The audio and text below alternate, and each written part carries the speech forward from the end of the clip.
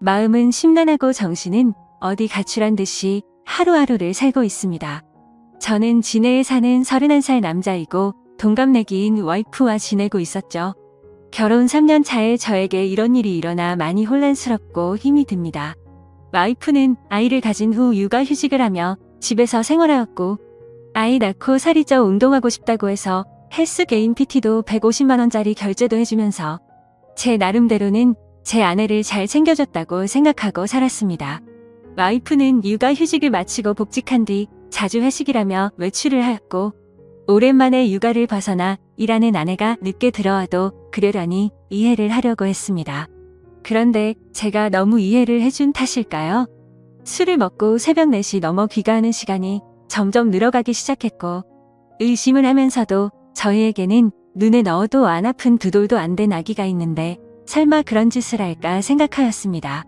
올해 3월 아이가 두 돌이 되기 며칠 전 저는 보고 싶지도 생각하기도 싫은 장면을 보았습니다. 빌라 2층 베란다에 있는데 어떤 남자와 와이프가 함께 빌라 입구로 오더니 남자가 제 와이프에게 목에 멍자국 잘 가려라는 말을 하는 걸 들었습니다. 그 소리를 들은 저는 격분해서 베란다 위에서 뭐냐고 따지니 남자 놈은 택시를 타고 도망가듯 했고 와이프는 집으로 올라오더니 회사 동생에게 무슨 짓이냐고 적반하장으로 나오는 겁니다. 아내는 술도 안 먹었다고 하는데 술 냄새가 났고 그 상태로 아기가 자고 있는 곳으로 가려고 해서 저는 그 몸으로 어딜 가냐고 화를 냈습니다. 그러고는 화장실에 들어가서 안 나오길래 장모님께 먼저 전화를 걸었고 팔은 안으로 굽는다고 장모님은 그럴 애가 아니다라고 반복해서 말을 하시더라고요. 제가 장모님께 전화하는 걸 들었는지 와이프는 밖으로 나와서 장모님과의 통화를 끊어버리더니 나도 숨 좀 쉬고 살자고 하는 겁니다. 솔직히 와이프는 주간 야간을 번갈아 가며 일을 하는 회사였었고 저는 야간이 없는 병원 일을 해서 칼퇴가 가능해서 애를 돌보는 건 온전히 제 몫이었습니다. 저는 5시 반 퇴근이라 어린이집에서 애를 데려오는 것도 제가 했고 집에 데려와 애를 씻기는 것도 밥을 먹이는 것, 재우는 것 그 모든 걸 제가 다 했습니다. 힘들지 않았다면 거짓말이겠지만 애를 제대로 돌보지 않는 아내에게 이교대하니까 힘들겠지 하면서 제가 다 했습니다. 와이프는 간혹 저와 함께 쉬는 날이면 2살인 애한테 계속 TV를 보여주며 혼자 놀게 두었고 와이프는 핸드폰만 만지작 거리는 게 일쑤였습니다. 술 먹고 들어온 그날 저와 말다툼을 하고 와이프는 집을 나갔고 그날 집에 들어오지 않았습니다. 나중에 알고 보니 회사 근처 숙박업소로 갔더군요. 다음 날 아침에 얼마 전에 사줬던 와이프 차 안에 있던 블랙박스를 보니 가관이더군요. 며칠 전 봤던 그 남자와의 대화 녹음이었는데 누가 들어도 연인처럼 대화를 주고받더라고요. 손이 부들부들 떨리고 화가 나서 도저히 참을 수가 없었습니다. 그래서 저는 곧장 처가에 제가 본 영상 내용 다 말하고 장모님은 그제서야 용서해달라고 했지만 저는 용서할 자신이 없었습니다. 더 황당한 건 그 소식을 듣고 나중에 아내한테서 전화가 오더니 어떻게 할 건데? 라고 묻더군요. 그 전부터 저한테 바람피면 이혼이다 라고 말한 여자였기에 이혼이다? 네가 한 짓은 간통이다 뭐가 그리 떳떳하게 말하냐라고 했더니 간통죄 없어졌다고 뻔뻔하게 말하더군요. 그래서 저는 더 이상 이 여자와 살면 안 되겠다는 생각에 애기 데리고 나와 현재 본가로 들어와서 살고 있습니다. 이혼 준비하면서 와이프에 대해 이리저리 알아보니 대단하더군요. 전 직장에서 양다리 걸치고 그중 한 남자한테는 몇 백만원 빌린 뒤에 잠수 타버리고 대부업에 손대서 추심 들어올 뻔한 적도 있고 그랬다더군요. 도대체 왜 결혼 전에 그걸 알아볼 생각을 못했을까 후회도 되었고 결혼 전에 알았다면 얼마나 좋았을까 싶었습니다. 그리고 와이프가 만나는 남자에 대해서도 녹음된 이야기를 들어보니 작년에 군대 전역한 젊은 놈이더라고요. 그놈은 뭐가 좋다고 유부녀랑 놀아났는지 참 어이가 없습니다. 심지어 녹음된 날짜들을 보면 아이 영유아 건강검진, 예방접종을 예약한 날도 그 놈과 먹고 노느라고 가지 않았습니다. 아이 태아 보험료도 1년 내고 그 다음 아예 넣지를 않아 실효되었더군요. 저는 알아서 잘 넣고 있는 줄만 알았습니다. 와이프는 저에게 정확한 월급에 대해 이야기를 해준 적이 없어 거의 생활비는 제 카드로 결제를 했던 상황이라 와이프의 카드 내용을 제가 잘 몰랐습니다. 그런데 그제서야 와이프의 카드 결제 내역을 보니 정말 한숨만 나오더군요. 한 달에 월 250만 원은 넘게 쓰고 있었고 벌써 카드 한도 초과까지 썼더라고요. 그런데도 그놈 자취하는 곳 주위에서 이불집에서 74만 원치를 긁었더군요. 무슨 같이 살림 차릴 생각인지 생각조차 하기가 싫었습니다. 아무튼 그 여자 빚 때문에 협의 이혼하고 있습니다. 복수하고 싶은데 명예훼손이니 뭐니 피해자를 위한 법은 없더라고요. 회사에 이것들 이름 다 까발리고 싶지만 제게는 아이가 있기에 제가 범죄자가 되면 안 될 것 같아 참고 있습니다. 아이는 엄마의 정을 받고 자라지 않아 다행인지 엄마를 찾지 않고 잘 지내고 있습니다. 왜 가해자들은 저렇게 웃으면서 지내는데 피해자인 제가 이렇게 힘들어야 하나요? 대한민국 법은 가해자를 위한 법인 것 같습니다. 중구난방으로 적었습니다. 긴 글 읽어주셔서 감사합니다. 다음은 후기 내용입니다. 안녕하세요 여러분들. 저는 이 글쓴이의 절친한 친구입니다. 친구에게 양해를 구해 계정을 빌려서 작성을 하고 있습니다. 제가 목격한 사실들을 얘기하기 위해서입니다. 저는 이 친구의 연애 시절부터 쭉 지켜봐 왔습니다. 이 여자 때문에 항상 힘들어했습니다. 사람들 앞에서 무언 주는 거는 예사고, 친구의 친척들과 모이는 자리, 모처럼 대학교 친구, 고등학교 친구들이 모이는 자리에도 전화로 거기는 왜 갔냐, 지금 당장 집에 들어가라 그럴 시간에 나를 보러 오라고 때를 쓰고 화를 내고 욕하는 게 다반사였습니다. 제가 보기에도 집착이 병적으로 심했습니다. 친구들 커플끼리 놀러 갈 때도 자기 맘에 안 드는 게 하나라도 있으면 바로 버스를 타고 혼자 집에 가버리고 집에 가서 전화로 화내고 욕하고 그러더군요. 더 웃긴 일도 있습니다. 결혼식 전날 친구 커플들끼리 모였습니다. 분명히 그 여자한테도 얘기를 했고요. 임신 때문에 술을 마시면 안 되니 친구 보고 혼자 가서 놀라고 했습니다. 친구들끼리 재밌게 노는데 수시로 전화가 오더군요. 나 빼고 노니깐 재밌냐고 하면서 집에 빨리 안 들어가냐고 뭐하는 짓이냐고 온갖 소리를 지르더라고요. 옆에서 통화를 듣고 있던 저희 친구들도 다 황당했습니다. 분명히 같이 가자고 얘기도 했었고 허락을 했었으니깐요. 아무튼 그날 또 여러분이 생각하시는 대로 또 싸웠습니다. 그래도 다음 날 결혼식이니 잘 풀리길 바라면서 집으로 귀가를 했죠. 결혼 후에는 제 친구한테 심한 말을 많이 했습니다. 특히 친구 부모님을 무시하기 일쑤였습니다. 너희 집에서 해준 게 뭐가 있냐부터 시작해서 너희 집이 그렇게 잘났냐 등등. 뭐 흔히 얘기하는 시댁 구박 그런 건 옆에서 볼 때 전혀 없었습니다. 친구 어머니께서는 그 여자가 전화하기 전까지는 절대 하지 않으셨습니다.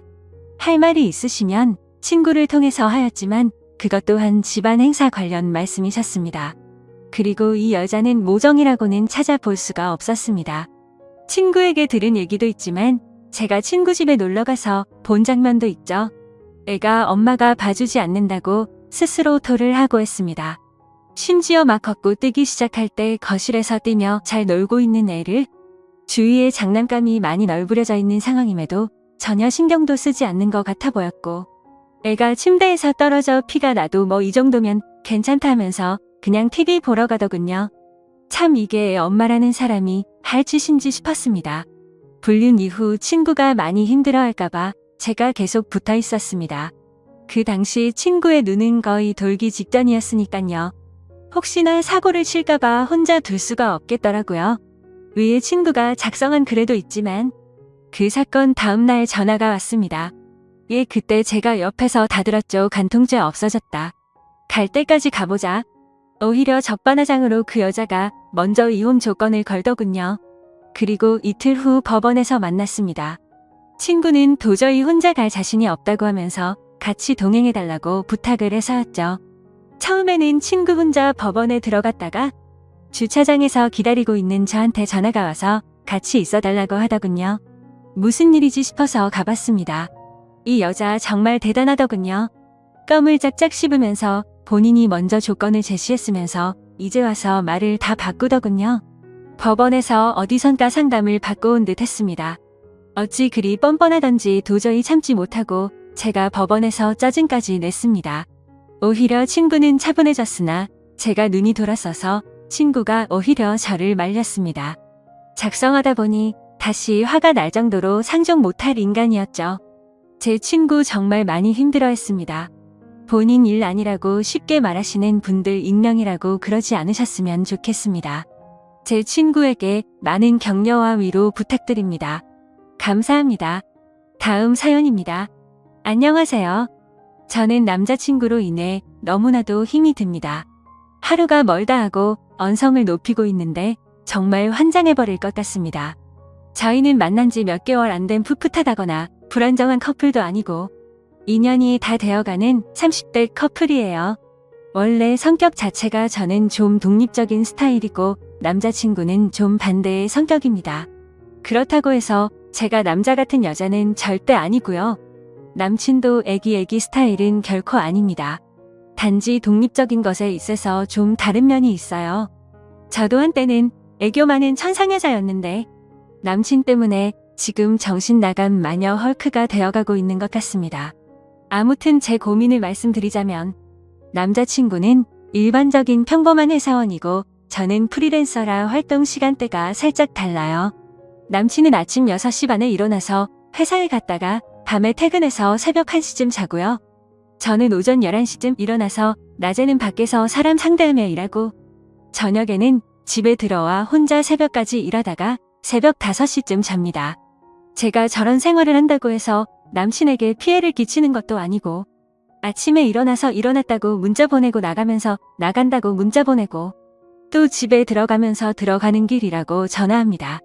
물론 가끔씩 늦잠을 자서 급하게 나갈 때는 문자를 못 보내고 나간 적도 여러 번 있긴 하죠. 하지만 나가면서 문자를 못 보낸다 하더라도 저의 대략적인 스케줄을 남친은 다 알고 있고 변경사항이 생기면 항상 미리미리 얘기를 해놓습니다. 주말에 낮이나 아침부터 약속을 하게 되면 전 그 전날 잠을 아예 안 자면서까지도 약속 꼭 지키고요. 어디 놀러가서 놀다가 새벽에 남친이 먼저 잠들어도 그냥 그러려니 이해하고 혼자서 놀다가 잠듭니다. 이제부터가 문제에 대한 얘기인데요. 제가 아침 6시쯤 잠이 들 때는 남친 모닝콜을 해주고 그 전에 잠들 때는 아침에는 연락을 못하는 거죠.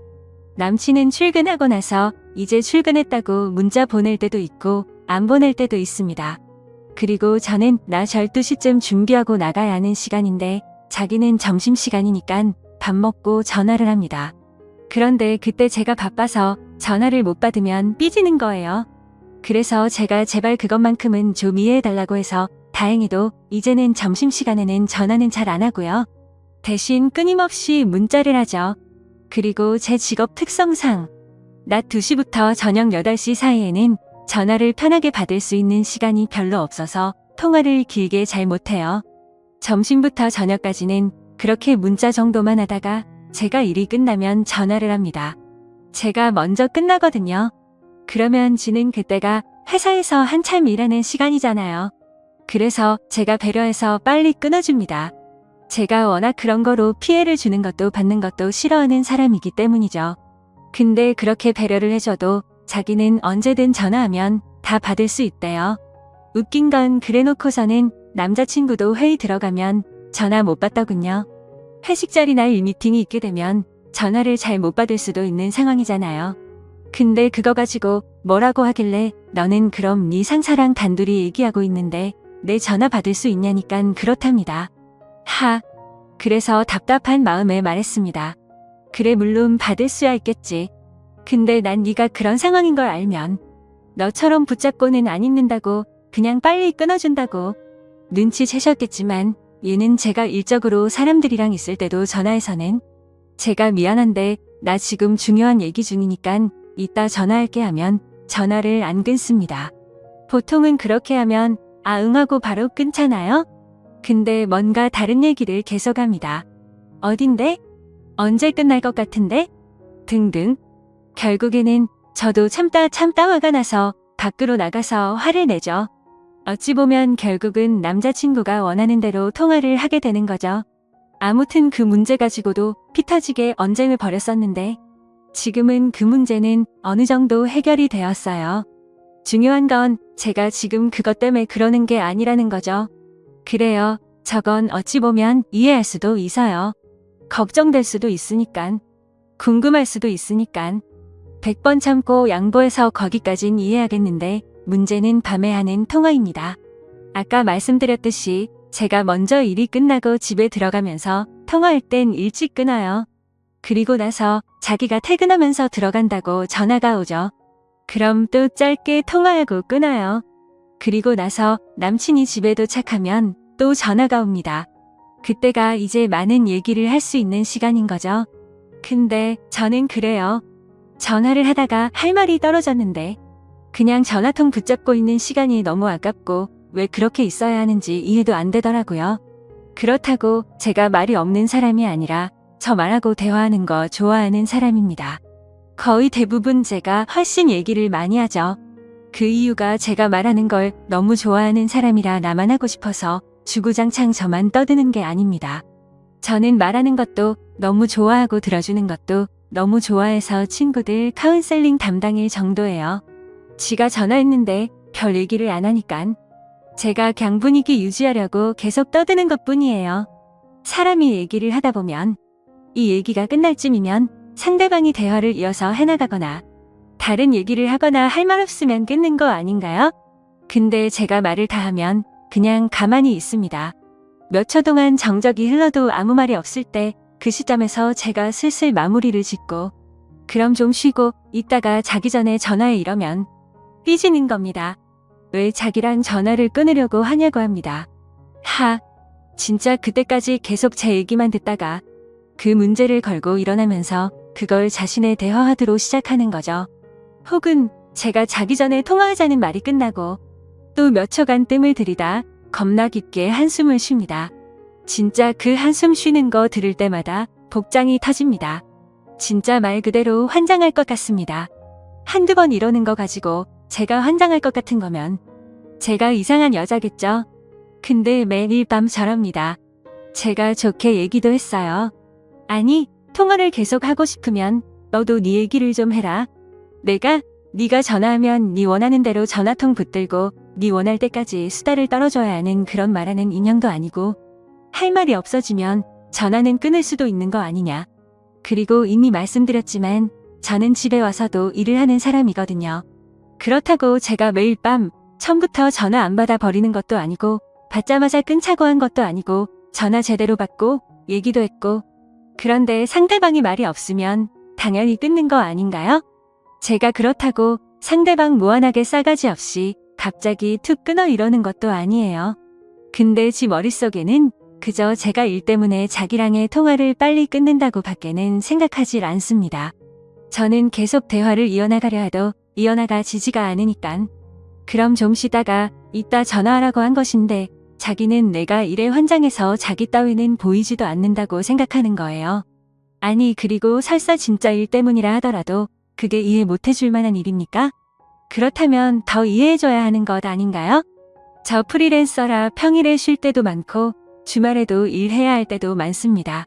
근데 항상 주말만큼은 남친 생각해서 비워두고 평일을 혼자 보내게 된다고 일하는 남친 붙잡고 징징거리지도 않습니다. 그럼 평일에 일하느라 못했던 얘기는 주말에 만나서 할 수도 있는 거잖아요. 진짜 거기서부터 틀어진 건데 죽었다 깨어나도 그걸 인지하지를 못합니다. 이 똑같은 얘기를 한 수백 번 했어요. 그러다 보니까 언젠부턴간 막말이 나오기 시작하더라고요. 전화 못해 죽은 귀신이 붙었냐고, 도대체 왜 이러냐고.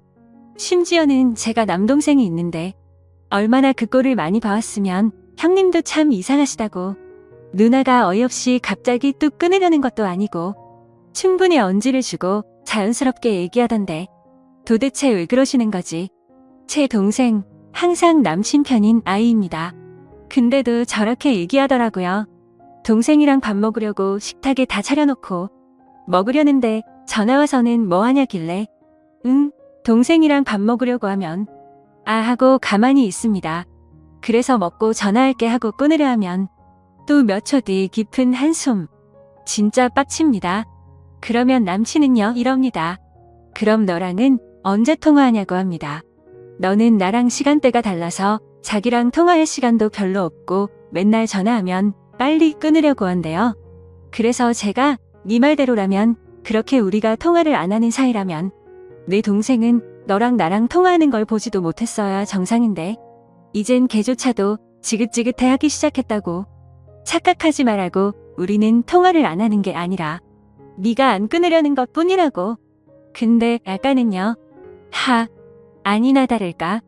또 똑같은 얘기 나오게 하더니 이번에는 자기가 하려던 말이 있었는데 네가 그렇게 사납게 나오니깐 하려던 말이 쏙 들어갔다네요. 그래서 제가 그랬습니다.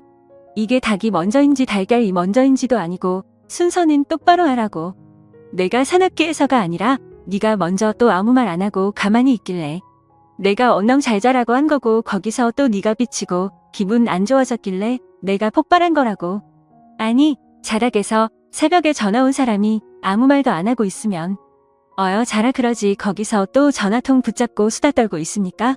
내가 여지껏 만나오던 모든 사람한테 똑같은 거로 지적을 받고 똑같은 거로 싸운다면 그건 내 잘못이겠지만 나는 여지껏 살아오면서 이런 일 가지고 싸워본 적도 말해본 적도 없고 지적을 받은 적도 없다.